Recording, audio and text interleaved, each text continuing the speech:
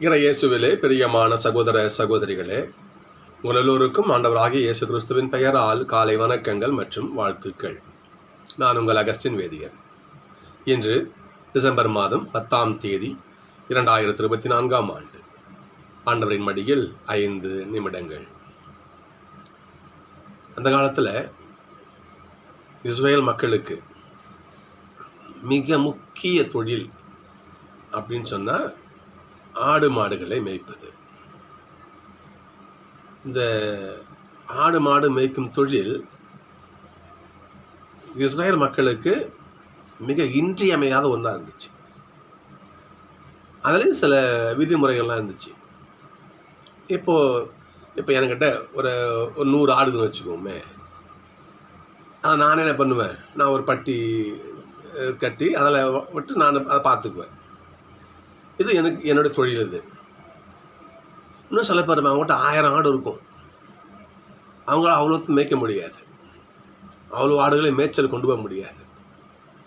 இப்போ அவங்க என்ன பண்ணுவாங்க, அந்த ஆடுகளை கூலிக்கு ஆள் வச்சு மேய்க்க சொல்லுவாங்க. இடையர்கள் என்ன பண்ணுவாங்க, கூலிக்கு வந்து மேய்ப்பாங்க. அப்படி அந்த ஆடுகள் ஒழுங்காக மேய்க்கப்படணும். எந்த மிருகமும் அதை அடிக்கக்கூடாது. அது வந்து நோஞ்சான ஆகக்கூடாது. நல்லா பசுமையாக மேய்ச்சலுக்கு கூப்பிட்டு போகணும். அந்த 100 ஆடுகளும் அவ்வளோ செழுமையாக இருக்கணும். அப்படி ஏதாவது நோஞ்சானாவோ இல்லை நோய் ஏற்பட்டு செத்து போச்சுனாவோ மிக பெரும் தண்டனை உண்டு. இதுதான் சிச்சுவேஷன். நற்செய்தியை இப்போ பார்க்கலாம். நற்செய்தியில் இப்போ மத்தேயு நற்செய்தியை விட நம்ம லூக்கா நற்செய்தியில் பார்க்கலாம். 3 விதமான விஷயங்கள் அங்கே வரும். காணாமல் போன ஆடு, காணாமல் போன காசு, காணாமல் போன மகன். 3 ஓமைகள் அங்கே ஏசப்பா சொல்லுவாங்க. அதில் ஒன்று தான் அதில் வந்திருக்கு, மத்தியில் வந்துருக்கு பாருங்க. 100 ஆடு ஒருத்தன் சொன்ன மாதிரி வேலைக்கு கூலிக்கு மேய்க்கிறான் இல்லையா, அவன் 100 ஆடுகளை மேய்ச்சி கொண்டு போகிறான். ஒரு ஆடு காணா போயிடுச்சு. நல்லா கவனிக்கணும். அந்த ஒரு ஆடு மட்டும் உனக்கு கிடைக்கல வச்சுங்களேன், அந்த ஆடு ஓட்டுற ஆள் என்ன கதிக்கு ஆளாவான்னு நீங்கள் யோசிச்சு பாருங்க. அப்போல்லாம் ஆடுகள் என்பது மிகப்பெரிய சொத்து, மிகப்பெரிய சொத்து. சரிங்களா? பழைய பாட்டத்தை வச்சு ஒரு ஒரு ஓமையே வரும். நாம அந்த ஓமையே வரும் பாருங்க பாப்பா, இல்லையா? அது ஆகாச ஓமையா அது வரும் பாருங்க. அப்போ ஏன் சொல்கிறேன்னா, இந்த ஆடு என்பது மிகப்பெரிய சொத்து. அப்போ ஒரு ஆடு காணாமல் போயிடுச்சு. அந்த ஆயன் என்ன துடிச்சிருப்பான் யோசிச்சு பாருங்க. எப்படிப்பட்ட வலியும் வேதனையும் அனுபவிச்சுப்பான் யோசிச்சு பாருங்க. அப்படி அந்த ஆடை அவன் சுற்றி முற்றி தேடுறான். எங்கே பார்த்தாலும் தேடி அதை அவன் கண்டுபிடிச்சிட்ட பிறகு அவனுடைய மகிழ்ச்சிக்கு அளவு யோசிச்சு பாரு. இது வந்து இந்த ஓமை வந்து நம்ம வந்து ஜஸ்ட் அப்படியே படிச்சுட்டு அப்படியே கடந்து போயிடக்கூடாது. புரியுதுங்களா? இப்போ யோசிச்சு பாருங்க. கூலிக்கு ஆடு மேய்க்கிறான். முதலாள் 100 ஆடு கொடுத்துருக்குறாரு. 1 காணாமல் போயிடுச்சு. இந்த 1 காணாமல் போயிட்டு 99 ஆடோட நீ வீட்டுக்கு போன, நீ செத்த. அப்போ எந்த நெருக்கடி, எப்படிப்பட்ட நிலை உனக்கு ஒன்று. அதை கண்டுபிடிச்சிட்டான். கண்டுபிடிக்கும் பொழுது அந்த ஏற்படுற மகிழ்ச்சி சிந்திச்சு பாருங்க. அவனுக்கு உயிரே திரும்ப வந்த மாதிரி அவனுக்கு. இந்த நிலையைத்தான் ஆண்டவர் இயேசு தனக்கு ஏற்றி சொல்றாரு. தனக்கு எது சொல்கிறார்? ஒரு சின்னஞ்சிறியோர் தான். ஆனால் அந்த சின்னஞ்சிறி அந்த ஒரு பாவி மனம் திரும்பி ஆண்டவருடைய கூட்டத்துக்கு இல்லத்திற்கு வருகின்ற பொழுது விண்ணகத்தில் உண்டாகும் மகிழ்ச்சிக்கு அளவே கிடையாது. சரிங்களா? யாரும் அழிவுபடக்கூடாது. கலாத்தியர்களை வாறு வரும். ஏன் ஆண்டவர் காலம் தாழ்த்துகிறார்?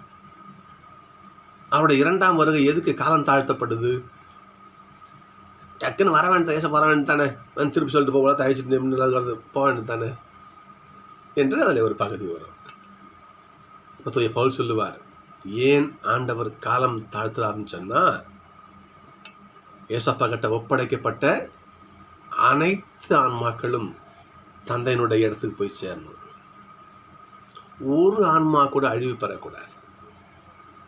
ஆண்டவருடைய பார்வையில் 1000 ஆண்டுகள் ஒரு நாளை போல, ஒரு நாள் 1000 ஆண்டுகளை போலன்னு சொல்லுவார். அப்போ அந்த ஆயன் எப்பேற்பட்ட மகிழ்ச்சி அடைவான். அந்த அளவுக்கு மகிழ்ச்சி ஒரு சிறியோர் நான் மனம் மாறி ஆண்டவர்கிட்ட போகும் பொழுது ஏசப்பாக்கு அவர் மகிழ்ச்சியாக இருப்பார். அவர் எப்பேற்பட்ட நிலை ஏசப்பாக்கு யோசிச்சு பாருங்க பார்ப்போம். நாம் கடவுளையும் மகிழ்ச்சி அடைய செய்ய முடியும்.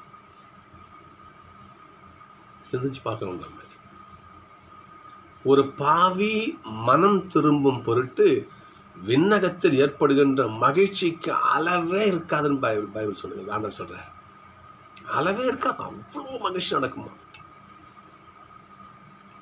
அந்த ஊதாரி மகன் ஓமையில் புள்ள அப்பாவை தேடி வருவான். நான் மனம் மாறி போன்ட்டு அது முடிவு பண்ணி வருவான்.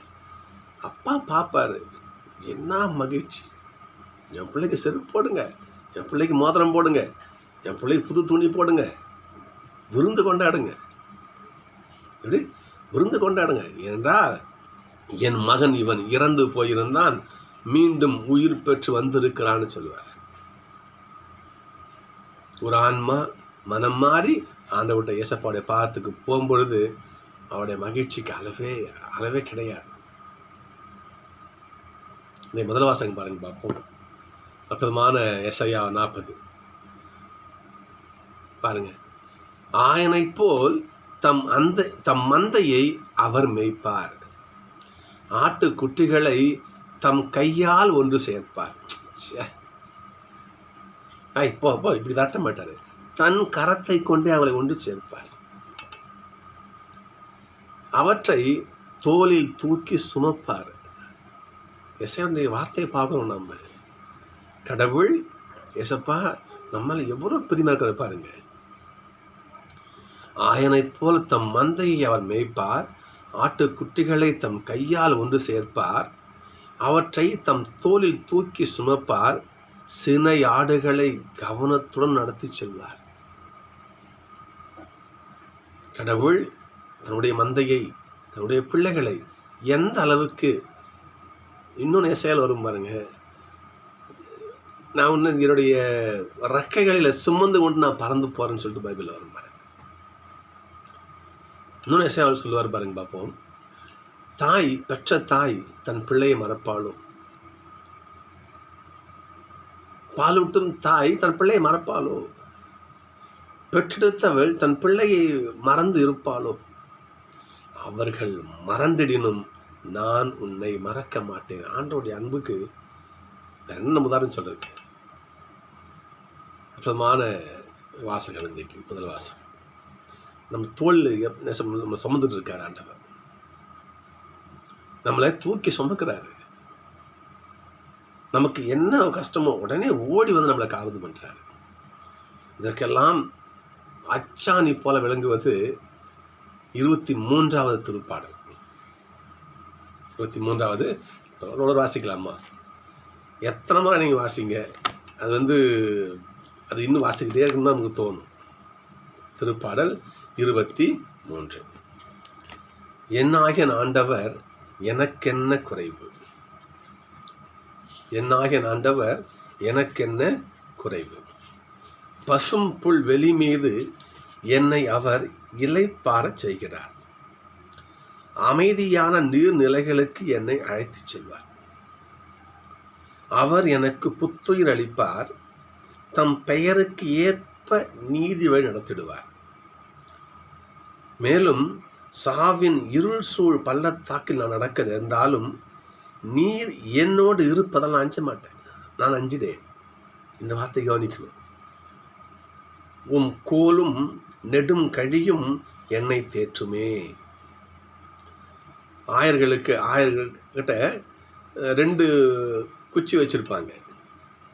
கோல்னா இடுப்பில் வச்சுருப்பாங்க, தடின்னு சொல்லுவாங்க. தன்னுடைய ஆடுகளை ஏதாவது மிருகம் தாக்குவதுன்னா அந்த தடி எடுத்து அடித்து விரட்டுவான் ஆயன்.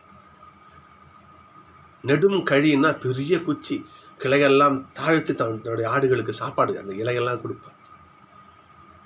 எனக்கு பாதுகாப்பு, நான் பசிக்கும் போது சாப்பாடு, வேற என்ன வேணும் சொல்லுங்க பாப்பா ஒரு ஆடுகளுக்கு. ஆண்டவர் அவை அனைத்தையும் தன்னுடைய மந்தைகளுக்காக செய்கிறார். திருப்பாடலும் சொல்லி பாருங்க இன்னைக்கு, இதோ கடவுள் ஆற்றலோடு வருகிறார்,